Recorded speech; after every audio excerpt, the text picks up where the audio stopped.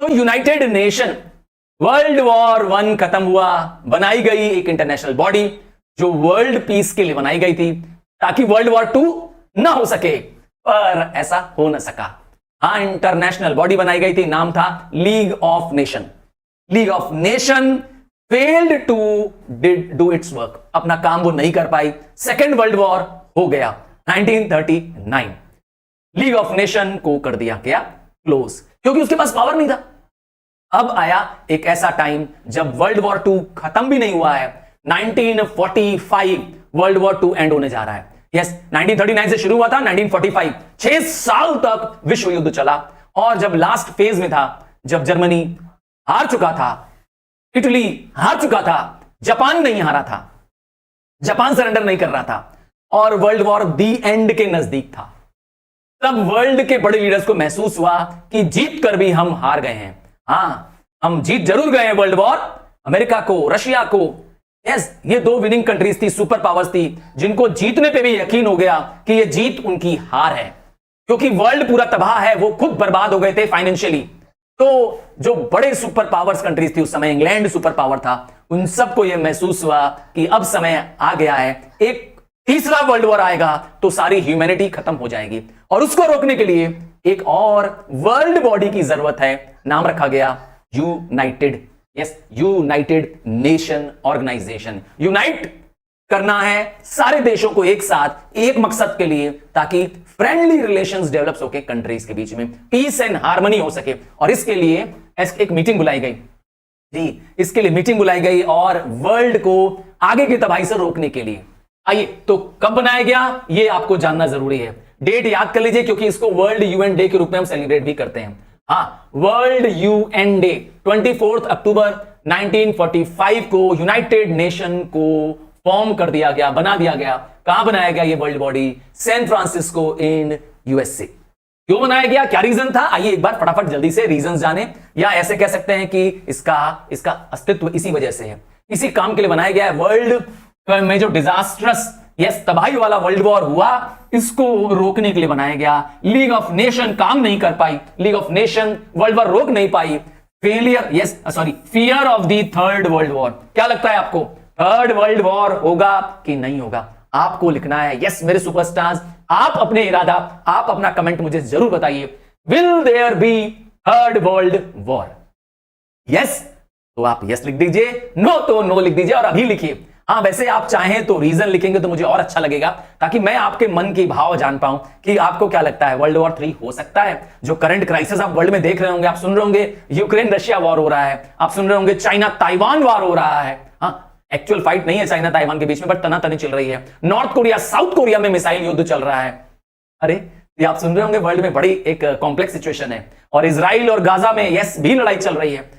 तो क्या world war हो सकता है थर्ड? हाँ, आपको बताना है, यस करना है रीजन दे दीजिए, नो करना है तो भी रीजन दे दीजिए। और मैं आपको बता रहा हूं कि वर्ल्ड वॉर को रोकने के लिए, वर्ल्ड वॉर का डर था कि अगला विश्व युद्ध ना हो जाए, यूनाइटेड नेशन को बनाया गया। वर्ल्ड को 2 पावर ब्लॉक में टूट गया था। वर्ल्ड 2 सुपर पावर्स कंट्री के नाम से 2 पावर ब्लॉक में ब्रेक हो गया। एक का नाम रखा गया कैपिटलिस्ट ब्लॉक जी, कैपिटलिस्ट ब्लॉक, जिसको वेस्टर्न ब्लॉक के नाम से भी जाना जाता है। इसका लीडर है अमेरिका, और दूसरा है ईस्टर्न ब्लॉक, जिसको हम कम्युनिस्ट या सोशलिस्ट ब्लॉक कहते हैं, और उसका लीडर है रशिया। और यही 2 ब्लॉक, 2 सुपर पावर्स जो है वर्ल्ड में अपने अपने तरफ क्या कर रहे हैं, यस कंट्रीज को इकट्ठा कर रहे हैं। ये प्रॉब्लम है, ये भी रीजन है कि क्यों वर्ल्ड में और खतरा था। एंड लास्ट में अब जो वेपन्स हैं वो पहले से मल्टीपल टाइम्स, 10,000 टाइम्स, और 10,000 का भी 10,000 टाइम्स ज्यादा डिस्ट्रक्टिव वेपन्स बन चुके हैं। अब हम टेक्नोलॉजी वाइज और खतरनाक और भयानक वेपन्स बनाए हैं। आपको शायद पता भी हो कि कुछ ऐसे वेपन्स हैं जिससे पल भर में वह देश पूरा समाप्त हो जाएगा। कितनी सुपर स्ट्रॉन्ग शक्तियों का वेपन्स बन चुका है। तो ये रहा एक इमेज जो आपको आनी चाहिए। याद रखिएगा, इमेज बेस्ड क्वेश्चन भी आते हैं हिस्ट्री में, तो इसीलिए इमेज जो हम आपके लिए बना रहे होते हैं वो कॉमन इमेजेस होती हैं, और उनमें से आने का पूरा चांस होता है। अब ये इमेज आप देख पाइए, इसको 3 बिग, यहां बिग 3, मैंने 3 बिग बोला, बिग 3 के नाम से जाना जाता है, क्योंकि उस समय वर्ल्ड वॉर 2 के एंड में वर्ल्ड के सुपर पावर में ये 3 लोग थे। मैं एक एक करके आपको तीनों से परिचय कराता हूं। सबसे पहले आपको दिखाता हूं प्रेसिडेंट ऑफ द यूएसए। कौन थे प्रेसिडेंट? प्रेसिडेंट का नाम है रूजवेल्ट। ठीक है, पहला बिग कौन है? रूजवेल्ट। ये रहे बीचों बीच में बैठे प्रेसिडेंट रूजवेल्ट। आपको रूजवेल्ट को बीच में दिखे प्रेसिडेंट को पहचान लेना है। दूसरा नंबर 2 है चर्चिल। पूरा नाम है विंस्टन चर्चिल। विंस्टन चर्चिल, ये रहे विंस्टन चर्चिल। याद रखिएगा ये तीनों विनिंग कंट्रीज के हेड हैं। विनिंग कंट्रीज वर्ल्ड वॉर 2 की। वर्ल्ड वॉर 2 में जो देश जीते वो ये तीनों देश जीते हुए देश थे। यस, अलाइज इनका नाम था, आपको याद होगा। तो ये रहे हमारे सेकंड व्यक्ति विंस्टन, मैंने डब्ल्यू लिख दिया, और चर्चिल। एक अच्छी बात बता दूं विंस्टन चर्चिल की, कि विंस्टन चर्चिल ही वो प्राइम मिनिस्टर थे जिन्होंने डिसाइड कर लिया था कि इंडिया को आजादी तो देनी ही है। हाँ, ये एक प्लस पॉइंट है इनका। इन्होंने ही क्या किया? इंडियन इंडिपेंडेंस एक्ट को बनवाया। तीन व्यक्ति है इसके अंदर। थर्ड व्यक्ति है जोसेफ स्टैलिन। जोसेफ स्टैलिन जो कि एक तरह के यस डिक्टेटर थे, या कहे प्रीमियर थे, प्रीमियर ऑफ रशिया। यस, इस समय कौन है करंट प्रेसिडेंट ऑफ रशिया? हाँ, अभी बताइए, मैं जानना चाहता हूं कि आपकी यस कॉमन हिस्ट्री या कॉमन सेंस आप कितने अच्छे से समझते हैं। हाँ, एक जनरल क्वेश्चन है, बताइए हु इज द करंट, इस समय वर्तमान में प्रेसिडेंट ऑफ रशिया कौन है? मैं आपको दिखा रहा हूं रशिया का प्रेसिडेंट या कहें लीडर। हाँ, Joseph Stalin. Joseph, JOSEF, Joseph Stalin, और ये प्रीमियर ऑफ अर्थात लीडर ऑफ रशिया। तो ये तीन वर्ल्ड के सुपर पावर यस लीडर्स हैं जो कि वर्ल्ड वॉर 2 के दौरान मीटिंग कर रहे हैं। देखिए ये मीटिंग जो है ये मीटिंग जो है वो वर्ल्ड को अगले वॉर को रोकने में बड़ा काम करने वाली है, क्योंकि ये लोग मिलेंगे कहां पर? याल्टा में। Yalta conference. याल्टा एक छोटा सा शहर है रशिया का। हाँ, वहां ये मीटिंग होने वाली है, जहां ये तीनों बिग क्या करेंगे? मिलकर डिसाइड करेंगे। क्या डिसाइड करना है इनको मिलकर डिसाइड करना है कि एक वर्ल्ड बॉडी होनी चाहिए, एक इंटरनेशनल ऑर्गेनाइजेशन होनी चाहिए जो वर्ल्ड में पीस और हार्मनी लाएगी। ये तीनों वर्ल्ड लीडर्स एक ऐसी संस्था पे विचार कर रहे हैं, डिस्कशन कर रहे हैं आपस में कि कोई एक ऐसी ऑर्गेनाइजेशन हो जो पूरे दुनिया में शांति और अमन लाएगी। चलिए, क्या नाम दिया मैंने इस संस्था का? इन्हीं के विचार के बाद, येल्टा कॉन्फ्रेंस के बाद अगली जो मीटिंग होगी वो 50 नेशन की होगी। कहां पे होगी? सैन फ्रांसिस्को में होगी। इस येल्टा कॉन्फ्रेंस के बाद जो अगली मीटिंग होने वाली है वो है सैन फ्रांसिस्को। येल्टा रशिया में हो रही है, इनके देश में हो रही है येल्टा कॉन्फ्रेंस। तो इनके देश में, रूजवेल्ट के देश में सैन फ्रांसिस्को में मीटिंग अगली होगी। यहीं पे 50 और कंट्रीज को, 50 आजाद देशों को बुलाया जाएगा इस मीटिंग में। और 1945 में, देखिए वर्ल्ड वॉर खत्म नहीं हुआ है क्योंकि जून 95 है, याद रखिएगा जून 95, वर्ल्ड वॉर भी खत्म भी नहीं हुआ है। इस 50 देशों ने मिलकर के यूएन चार्टर अर्थात यूनाइटेड नेशन के बनाने के रूल्स एंड रेगुलेशन पर साइन किया। यस, एक वर्ल्ड बॉडी बनानी है, ऐसा एक चार्टर है, एक डॉक्यूमेंट है, इस पर इन्होंने मिलकर के विचार किया। कितने देश है? ये 50 देश है जो कि सैन फ्रांसिस्को के कॉन्फ्रेंस में बनाएंगे। ये सारे 50 देश इसको न सिर्फ बनाएंगे बल्कि इसको साइन करेंगे, और उनके साइन करने के बाद वर्ल्ड की एक another body, peace making body बन जाएगी। नाम होगा यूनाइटेड नेशन ऑर्गेनाइजेशन। किस दिन ऐसा हुआ था? डेट याद कर लीजिए, डेट है 24 अक्टूबर और 1945। 24 October is world UN day. हम हर साल ये वर्ल्ड यूएन डे सेलिब्रेट करते हैं। तो इस तरीके से 1945 में दुनिया का वर्ल्ड वॉर रोकने वाला एक बड़ा ऑर्गेनाइजेशन बनके तैयार है। आइए इसके थोड़े ऑब्जेक्टिव्स जाने, इसके सारे पर्पस जाने कि क्यों बनाया गया। तो यूनाइटेड नेशन का आप ये लोगो देख पा रहे होंगे, आपने देखा होगा कि ये वर्ल्ड का ग्लोब का एक सीन है जिसमें नॉर्थ पोल वाले रीजन को दिखाया गया, नॉर्थ पोल से दिखाया गया है, और ये ऑलिव लीव है, सब ब्लू बैकग्राउंड पे। ध्यान से देखिए, ये इसका लोगो है। ये मैप, जब आप उसके फ्लैग को भी देखेंगे या जहां भी यूएन के इवेंट्स होंगे वो सब जगह ये लोगो दिखेगा। चलिए आपके ऑब्जेक्टिव बताते हैं, और ऑब्जेक्टिव है इसका, सबसे पहला ऑब्जेक्टिव है, ये objective article 1 of the charter में दिया हुआ है, और यही चार्टर मैंने बताया था 50 मेंबरों ने मिलके लिखा था और उसे साइन किया था। पहला ऑब्जेक्टिव है कि हम लोग चाहते हैं कि वर्ल्ड में पीस एंड सिक्योरिटी आ जाए। ये तो सब देश चाहते थे क्योंकि सारे देश युद्ध से परेशान थे। याद रखिएगा, there is no winner in a war. युद्ध में कोई भी जीतता है पर सब बर्बाद होते हैं। कोई भी देश क्या होता है? फायदे में नहीं रहता, जीत के भी वो हारता है। ठीक है, और क्या है? To develop friendly relations among nations. क्या चाहती है वर्ल्ड बॉडी? सारी दुनिया दोस्ती करना चाहती है। और क्या चाहती है? To achieve international cooperation. किसी भी मामले में अगर इंटरनेशनल सहयोग की जरूरत है, इसके लिए ये बॉडी बनाई गई है। और एक 3 डी से वर्ड बनाया गया है। क्या है? पहला डी है डिसआर्म, अर्थात हथियारों को कम करो, हथियारों की रेस को कम करो। डीकोलोनाइज, जिन जिन देशों को यस इंपीरियलिस्ट कंट्री ने गुलाम बनाया है उनको आजाद करो, और नतीजा हम भी आजाद हो गए थे। चाइना आजाद हो गया था, श्रीलंका आजाद हो गया था, हम जैसे और बहुत सारे अफ्रीकन कंट्रीज थे जो गुलाम थे उस समय, वो डीकोलोनाइज हो गए। कोलोनाइज मतलब होता है गुलाम होना। किसके गुलाम थे? मैंने कहा था हम इंग्लैंड के, यस हम लोग, इंडिया इंग्लैंड का गुलाम था। ऐसे कुछ कंट्रीज फ्रांस के गुलाम थी, जर्मनी के गुलाम थी, ये सब कंट्री क्या हो गई? डीकोलोनाइज, आजाद हो गई। तो पहला हो गया हथियार की दौड़ कम कर रही है, हथियार दुनिया में कम बनाना है, डीकोलोनाइज करना है। और तीसरा डेवलप करना है। क्या डेवलप करना है? वर्ल्ड में पीस एंड हार्मनी डेवलप करना है, वर्ल्ड के बीच में फ्रेंडली रिलेशन डेवलप करना है, नई टेक्नोलॉजी को डेवलप करना है, ताकि वर्ल्ड और बेटर प्लेस बन जाए इंसानों के रहने के लिए। यही है इनका ऑब्जेक्टिव। चलिए आगे बढ़ जाते हैं इस ऑब्जेक्टिव के बाद। तो यूनाइटेड नेशन बना दिया गया। अब आप देखें, आपको स्क्रीन पे दिखाई दे रहा होगा यूनाइटेड नेशन के ऑब्जेक्टिव्स की एक कॉपी, हाँ चार्टर की कॉपी दिखाई दे रही होगी स्क्रीन पे। तो यूनाइटेड नेशंस के अपने कुछ क्या है, देखिए बैकग्राउंड पे देखिए हर जगह आपको, यस बैकग्राउंड पे हर जगह इसका यूएन का लोगो दिखाई देगा। तो यूनाइटेड नेशंस के अपने खुद के प्रिंसिपल्स हैं, अपने खुद के, ये प्रिंसिपल्स क्या होते हैं जी? ऑब्जेक्टिव क्या होता है? ऑब्जेक्टिव तो होता है मकसद, ऑब्जेक्टिव होता है पर्पस, ऑब्जेक्टिव होता है सिग्निफिकेंस। ये प्रिंसिपल क्या होते हैं? प्रिंसिपल्स होते हैं गाइडलाइंस। क्या होते हैं? गाइडलाइंस। क्या हमारे जीवन के उसूल होंगे, क्या हम कोई चीज के लिए गाइडलाइंस बनाते हैं कि हम ऐसे करेंगे, हम ये नियम फॉलो करेंगे। तो ये नियम है, नॉर्म्स है। तो क्या नियम है? इसका पहला नियम है कि हर देश एक दूसरे की बराबरी समझेगा, वो छोटा देश हो चाहे बड़ा देश हो। हाँ, वो देश की, कंट्री की साइज से मतलब नहीं है, हर देश बराबर है, कोई देश छोटा या नीच या कमजोर देश नहीं है, सब देश इक्वल है। हाँ ऐसा होना चाहिए। हम लोग इंसानों भी ये कहते हैं कि हर व्यक्ति बराबर है, कोई भले अमीर हो चाहे गरीब हो, पर वह बराबर उसके पास राइट्स होने चाहिए। तो इक्वालिटी ऑफ नेशन, और उनका क्या होना चाहिए? बराबर सम्मान होना चाहिए। दूसरा, युद्ध को रोकना है ना, तो ये करना पड़ेगा आपको। किसी का असम्मान करोगे तो कोई भी सम्मान के लिए, कोई भी अपनी इज्जत के लिए आपसे, हाँ याद रखिएगा, लड़ जाएगा। क्या कहते हैं? ऐसा आप किसी के साथ मिसबिहेव करेंगे, क्या लगता है वो आपको छोड़ेगा? नहीं, कोई किसी से कमजोर नहीं है, नतीजा लड़ाई हो जाएगी। तो आपको करना पड़ेगा एज अ ह्यूमन बीइंग हर एक के साथ रिस्पेक्ट। तो उसी तरह से कंट्रीज को भी रिस्पेक्ट करना पड़ेगा। और क्या करना पड़ेगा? प्रिंसिपल क्या है हमारे, गाइडलाइंस क्या है? तो गाइडलाइंस है to have good faith among themselves, एक दूसरे पे बिलीफ, एक दूसरे पर विश्वास। अगर हम विश्वास नहीं करेंगे, देशों के बीच में शक होगा, एक दूसरे को यस डर की भावना से देखेंगे, दूसरे पे विश्वास नहीं करेंगे, जो वो कह रहा है, जो वो कमिट कर रहा है वो नहीं करेगा।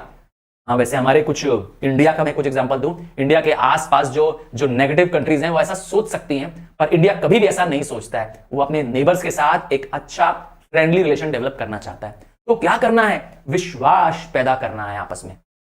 और तीसरा रूल क्या है? To settle international dispute peacefully. अगर किसी वजह से कोई डिस्प्यूट हो जाए तो उस डिस्प्यूट को लड़ करके मत सेटल करो भाई, मार मूर के खत्म हो जाओगे तो क्या बचेगा, बल्कि उसके लिए बैठो, डिस्कस करो, हाँ, और उसका पीसफुल तरीके से हल निकालो। ऐसा आपको भी करना चाहिए अपने रियल लाइफ में। हाँ भाई, कहीं किसी फ्रेंड से किसी से डिस्प्यूट हो गया है, कोई बात नहीं, इस ह्यूमन हो सकता है, तुम्हारी लाइफ में भी ऐसा हो सकता है, बट तुमको क्या करना है? उसी के साथ बैठना है और नजरें मिलानी है, आई टू आई मिलाना है और बात करनी है, उसकी कमी को उसको याद दिलाना है और अपनी कमी को कबूल करना है। चलो ये तो मैंने रियल लाइफ से जोड़ दिया तुमको। चलो आगे बढ़ता हूं। नेक्स्ट, और क्या प्रिंसिपल होता है यूनाइटेड नेशन का? और प्रिंसिपल है to refrain from the using force. किसी भी तरीके से फोर्स का इस्तेमाल न करना। रिफ्रेन मतलब न यूज करना, ठीक है। रिफ्रेन मतलब टू एबडक्ट, मतलब to be away from the using force. हो सके तो हथियारों को हमले करने को, अटैक करने को आप न करें। और क्या प्रिंसिपल है? हेल्प करें जब यूनाइटेड नेशन आपसे मदद मांगे, क्योंकि आप भी उस नेशन के ग्रुप के मेंबर हैं, तो आपका सहयोग जरूरी है। हर देश को यूनाइटेड नेशन का सहयोग करना चाहिए, जहां यूनाइटेड नेशन बुलाए हम वहां जरूर जाए। And last but not the least, not to interfere in internal matter of countries.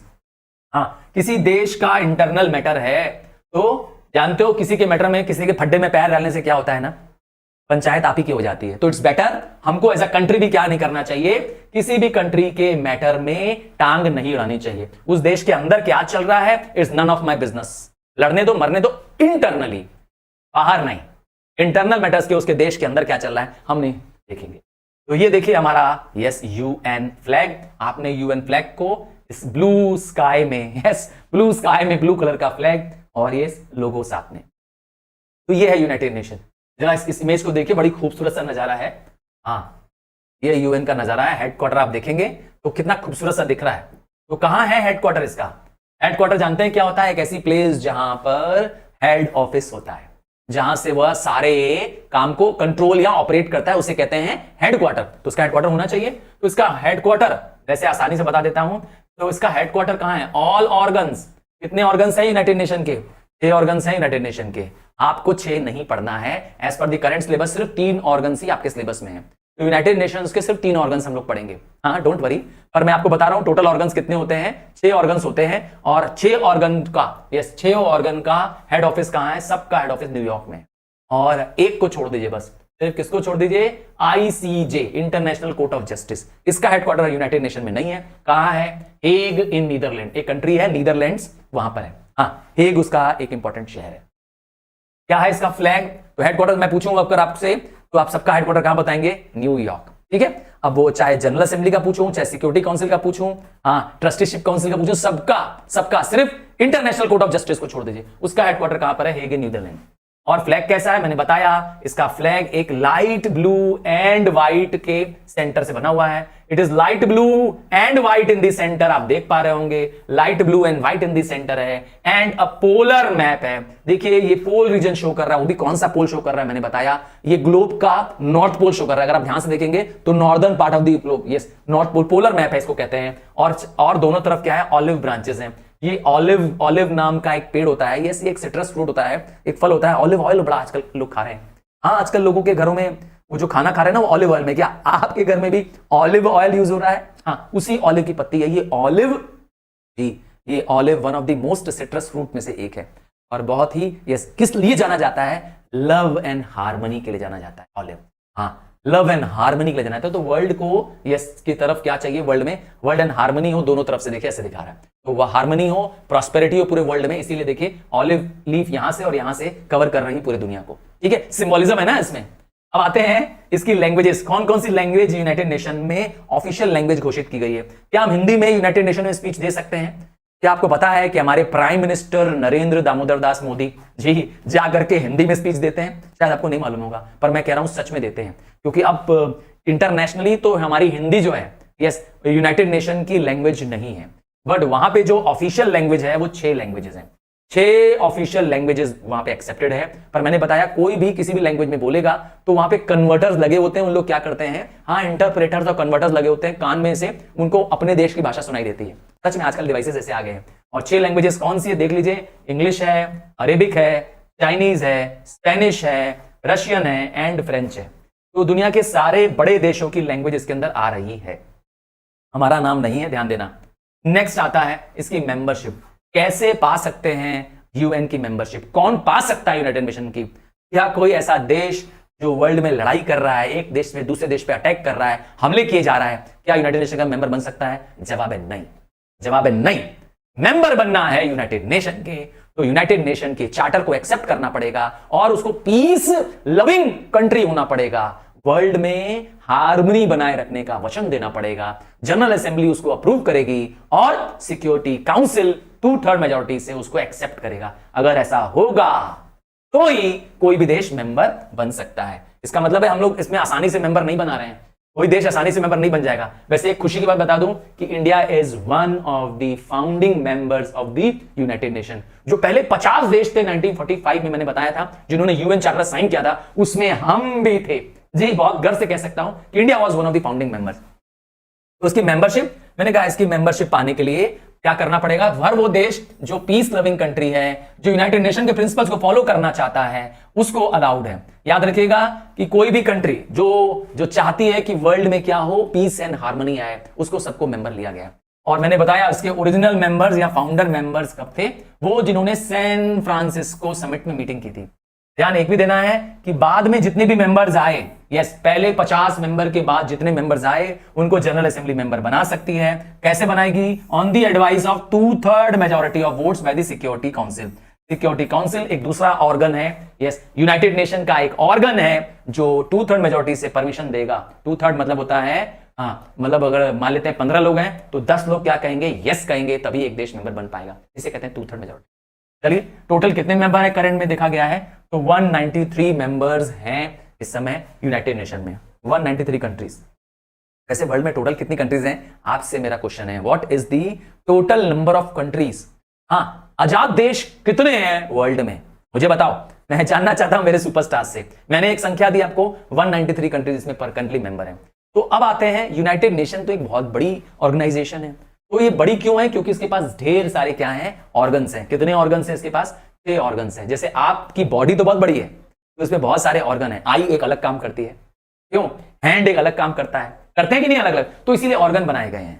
Organ इसलिए बनाए गए ताकि हर एक ऑर्गन एक निश्चित काम करे। जैसे हमको 3 ऑर्गन के बारे में ही पढ़ना है, हमारे सिलेबस में सिर्फ 3 ऑर्गन है। पहला ऑर्गन मैं आपको बता दूं, जनरल असेंबली। ये लॉ मेकिंग बॉडी है। देखिए, हर देश में 3 ऑर्गेनाइजेशन जरूर होती है।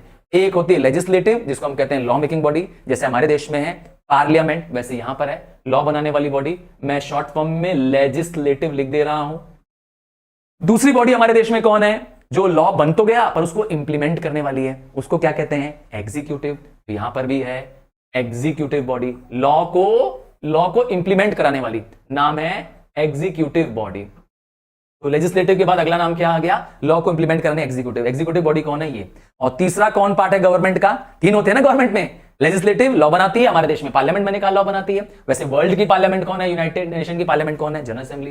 दूसरा मैंने कहा है सिक्योरिटी काउंसिल, इसमें 15 मेंबर्स होते हैं। ये लोग एग्जीक्यूटिव बॉडी हैं। लॉ बन गया है, लॉ लागू हो रहा है कि नहीं हो रहा है, इसको देखते हैं, चेक करते हैं, एक्शन लेते हैं। और तीसरी बॉडी कौन सी है? कानून देखती है, जुडिशरी। ये जुडिशियल बॉडी है। तो तीनों ही है, ठीक है, legislative, executive, judicial world body में है। और यही तीनों के बारे में हमें स्टडी करना है। ये तीनों हमारे सिलेबस में करंटली नहीं है, तो इसीलिए हम उन तीनों को ही पढ़ेंगे।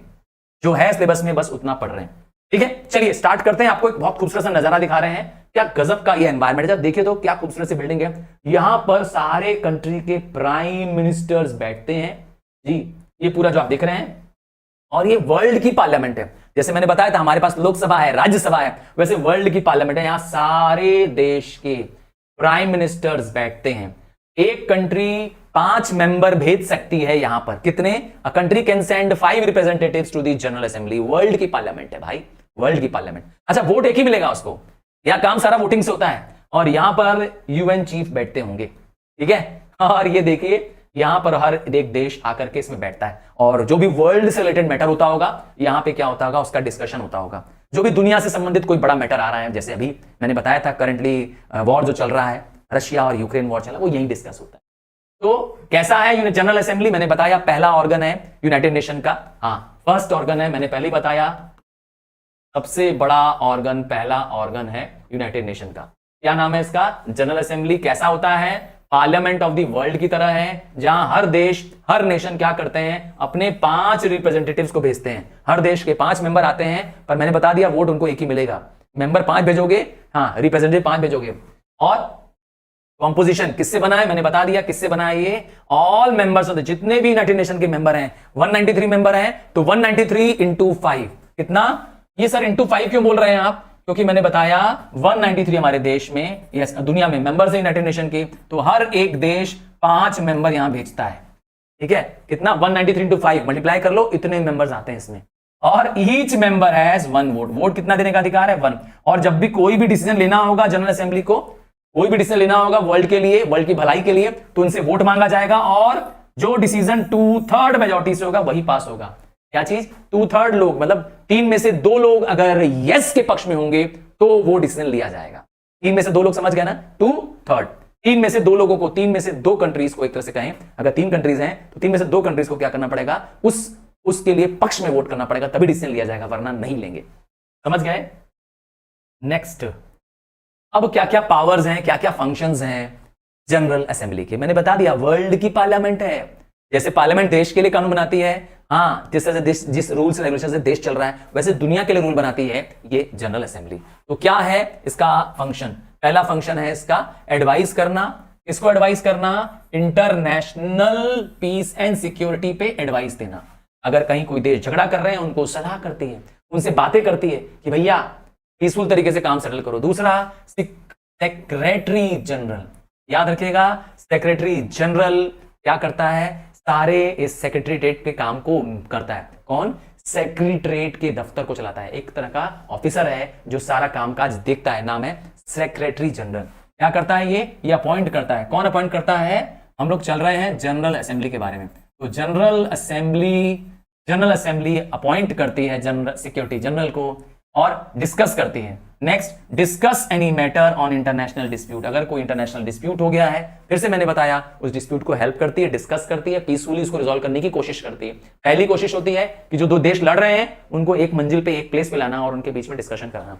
और क्या कर सकती है? To receive and consider reports from all other organs of the united nation. मैंने बताया था 6 ऑर्गन्स हैं, उनमें से सबसे पहला ऑर्गन मैंने बता दिया, 6 ऑर्गन में से सबसे पहला ऑर्गन है जनरल असेंबली। तो ये बाकी 5 ऑर्गन्स की रिपोर्ट इनके पास आती है, क्योंकि यहां पर क्या होता है, उस रिपोर्ट पे डिस्कशन होता है, उस रिपोर्ट पे बातचीत होती है, डिबेट होता है और फिर उस रिपोर्ट को वर्ल्ड में लागू किया जाता है।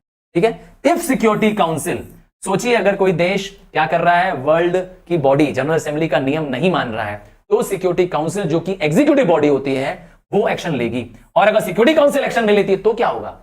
सिक्योरिटी काउंसिल कोई काम करने से मना कर दे तो क्या होगा? तब जनरल असेंबली खुद इमीडिएट एक्शन ले लेती है। क्या लेती है? Immediate action. और इसका नाम रखा गया है यूनाइटिंग फॉर पीस रेजोल्यूशन 1950। मतलब जनरल असेंबली यूजुअली किसी पे अटैक नहीं करती है, कहीं यूज ऑफ फोर्स नहीं करती है। हाँ, जनरल असेंबली किसी पे हमला नहीं करती किसी देश पे, पर कौन करता है हमला या कौन वॉर करने वाले देशों को समझाता है और यहां उस पर हमला कर सकता है, वो है सिक्योरिटी काउंसिल।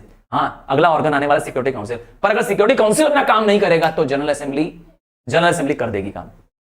नाम है इसका, इस फंक्शन का काम है हाँ यूनाइटिंग फॉर पीस रेजोल्यूशन, क्योंकि ऐसा उनके पास एक रेजोल्यूशन है, ऐसा एक पावर है उनके पास, ये वो कर सकती है। तो एक तरह से देखा जाए जनरल असेंबली सर्वोपरि है, सबसे ज्यादा पावरफुल है, सिक्योरिटी काउंसिल से भी ज्यादा पावर है। अब आप यहां देखिए, यहां पर है सिक्योरिटी काउंसिल, सेकंड ऑर्गन।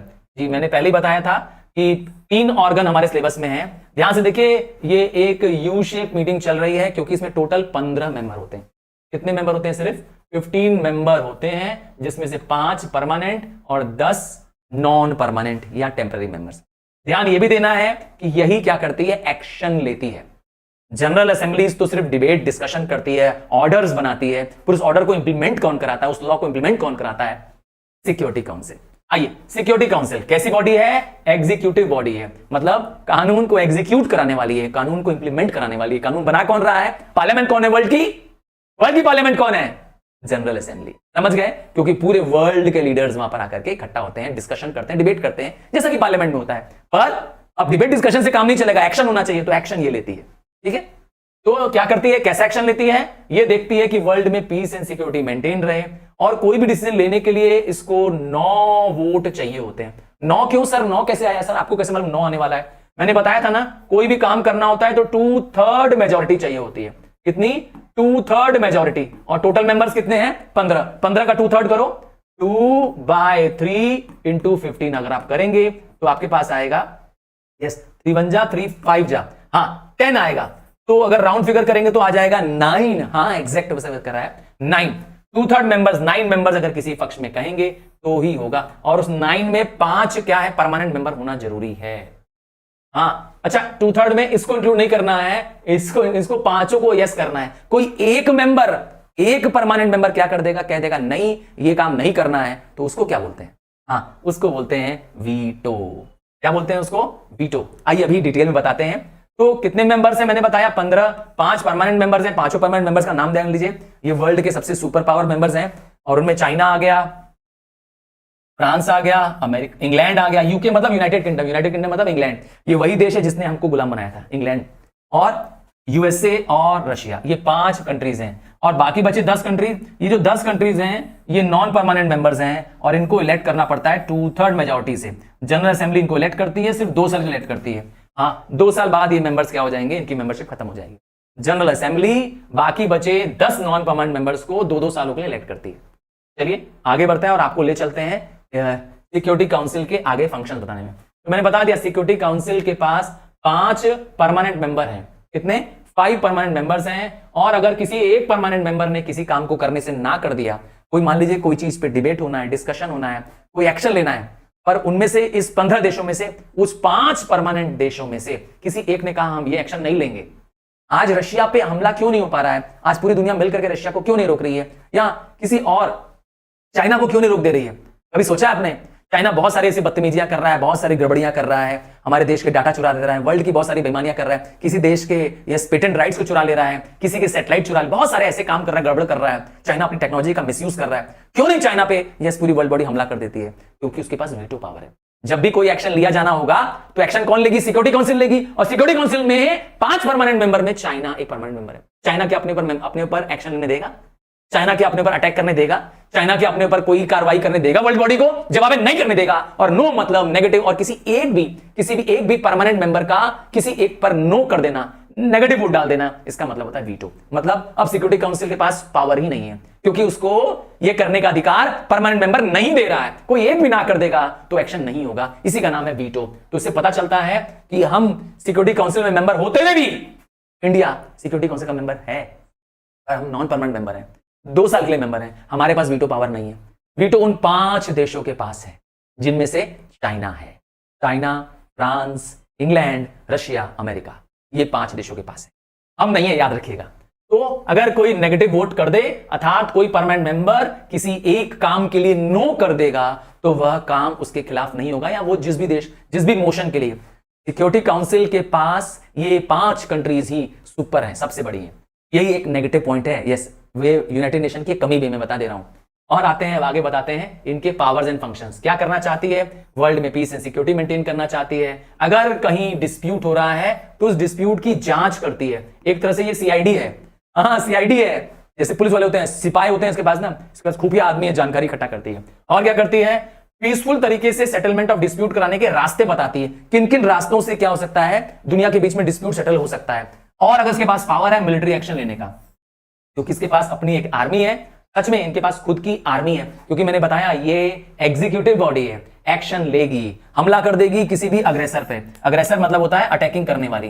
कोई ऐसा कंट्री जो वॉर कर रहा है, कोई अटैकिंग कंट्री है, तो उसके खिलाफ ये क्या कर सकता है? हमला कर सकता है। बहुत पावर है। एक नए मेंबर को एडवाइस दे सकता है कि इसको मेंबर बनाया जाए। जनरल असेंबली को यस एडवाइस दे सकता है, और जनरल असेंबली को yes to advise general assembly for appointment of security, yes security general को अपॉइंट करने में भी मदद करता है। याद रखिएगा, सिक्योरिटी जनरल सेक्रेटरीट का हेड होगा। आइए, तीसरी और आखिरी इंटरनेशनल ऑर्गन। मैंने बताया था 3 ही ऑर्गन आपको पढ़ना है। हाँ, 6 में से सिर्फ 3 ऑर्गन आपके सिलेबस में है।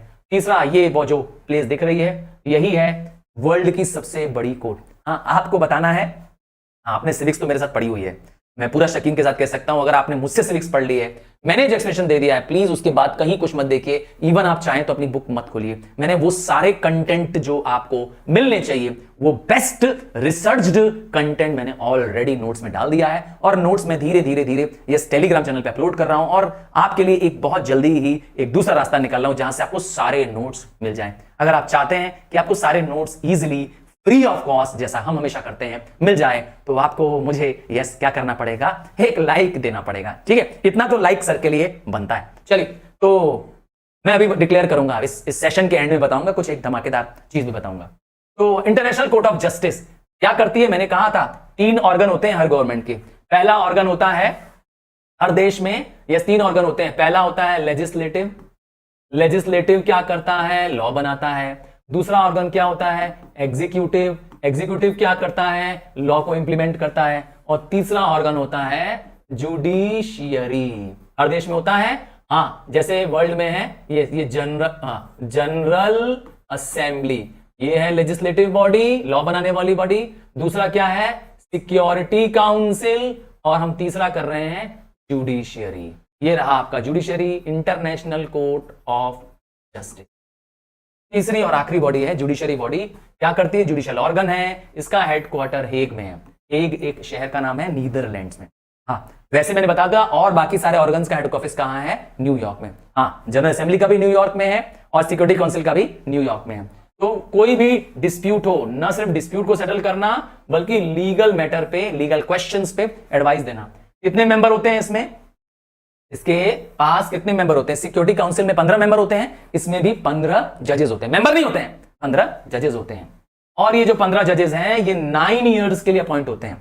कितने साल के लिए? 9 साल के लिए। तो 15 जजेस होंगे इसके अंदर, वर्ल्ड रिनाउंड जजेस होंगे। याद रखिएगा, जिनको वर्ल्ड के लॉज, वर्ल्ड की ट्रीटीज के बारे में जानकारी होगी, ऐसे मेंबर इसमें जज होंगे। और आपको बता के बहुत गर्व होना चाहिए कि इसका जो चीफ जस्टिस है वो एक इंडियन नागरिक है।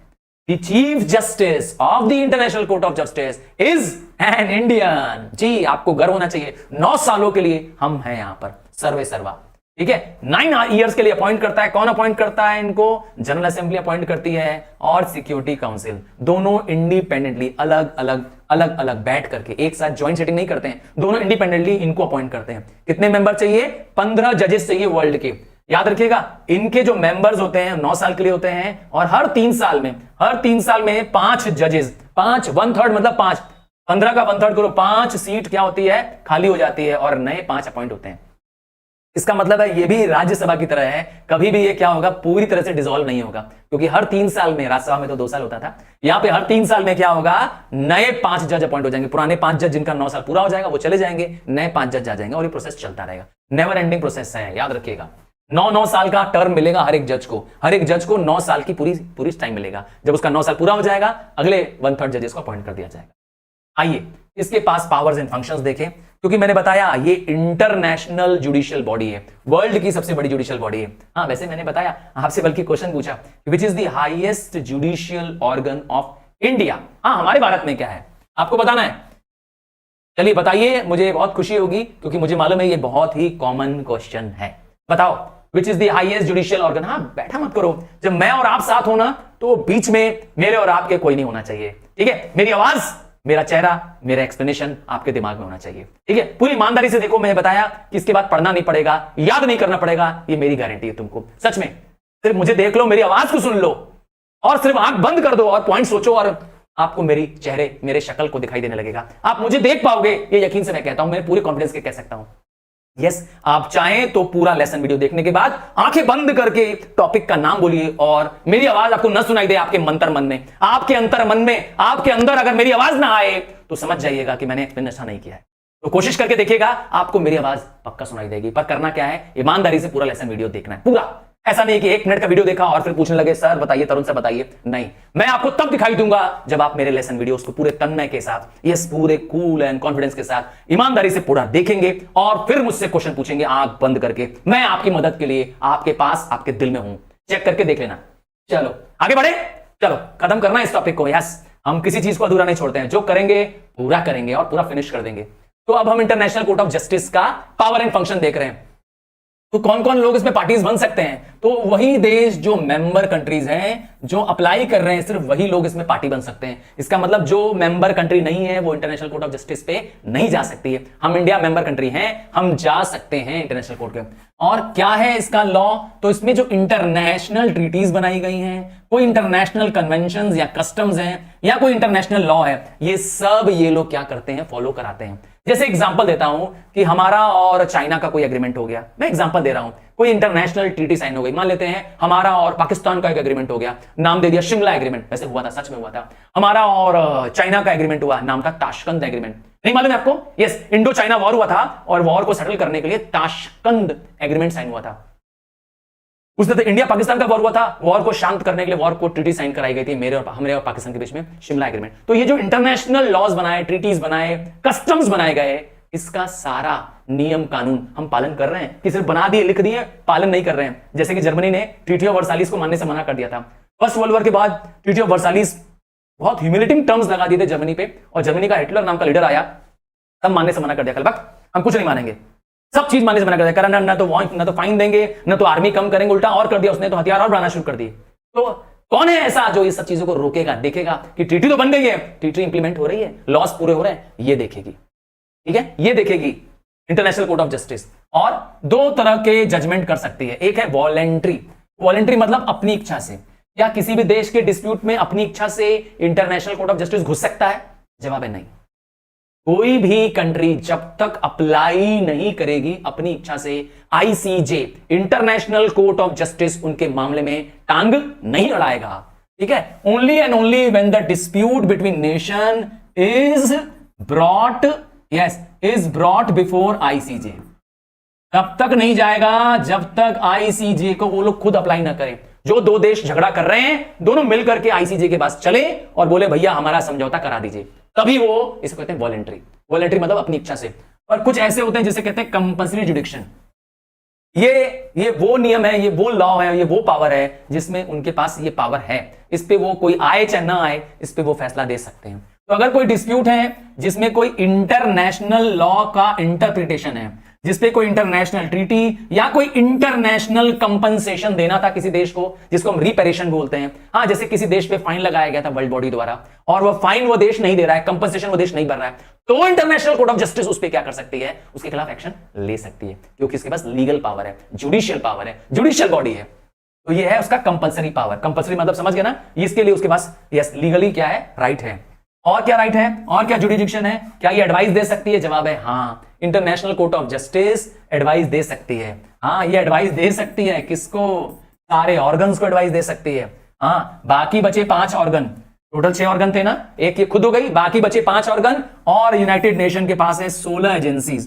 कितनी एजेंसीज हैं? 16 एजेंसीज हैं, उनको भी सलाह दे सकती है। याद रखिएगा, इनकी एडवाइसेस कंपल्शन नहीं होती हैं, मतलब they are not bound to accept all advices. ठीक है। और क्या करती है आईसीजे के, और क्या पावर है? Codification of international laws. अगर कोई इंटरनेशनल रूल्स बनाए गए हैं, मैं एक रूल बताता हूं आपको इंटरनेशनल, शायद आपको ना मालूम हो, कि किसी भी देश के पास जो अगर कोस्टल सीज हैं, समुद्र है, जैसे इंडिया के पास है, 3 तरफ समुद्र है, अरेबियन सी है, बे ऑफ बंगाल, इंडियन ओशन है, तो क्या पूरा समुद्र इंडिया का है क्या? जवाब है नहीं। All areas near the 200 kilometres is the country and beyond that is international. सच में देखा, तो ये इंटरनेशनल एक लॉ है। तो आईसीजे क्या करती है? एक हेल्प करती है जो कोड बनाना, अर्थात लॉ जो बने हुए हैं उसको लिख देना, उसका रूल्स एंड रेगुलेशन बना देना। इवन इंटरनेशनल कोई डिस्प्यूट हुआ था, उस डिस्प्यूट में क्या रिजॉल्व हुआ उसको भी नोट डाउन करना, पेन डाउन करना। सर लिख के क्या फायदा होगा? क्योंकि ये भी कोड ऑफ रिकॉर्ड की तरह है। क्या? कोर्ट ऑफ रिकॉर्ड, ताकि ये डिस्प्यूट किस तरह से रिजॉल्व हुआ, अगर बाद में वर्ल्ड में ऐसा कोई डिस्प्यूट आएगा तो इसी कोड के अकॉर्डिंग रिजॉल्व होगा। देखा, वर्ल्ड बॉडी है ये, याद रखिए। डिसीजंस जो लिए गए हैं, जो नियम बनाए गए हैं, वो सब ये नोट डाउन करा दे रही है, ताकि वर्ल्ड को कोई भी आगे सोल्यूशन चाहिए हो डिस्प्यूट के मैटर में तो इससे लिया जाएगा। ठीक है। एंड लास्ट में है peaceful settlement of disputes. Obvious बात है, हर वर्ल्ड बॉडी का एक ही पर्पस है, हर वर्ल्ड बॉडी यही चाहती है कि दुनिया में शांति आए, डिस्प्यूट अगर हो भी रहा है तो उसको पीसफुली सेटल कर लिया जाए।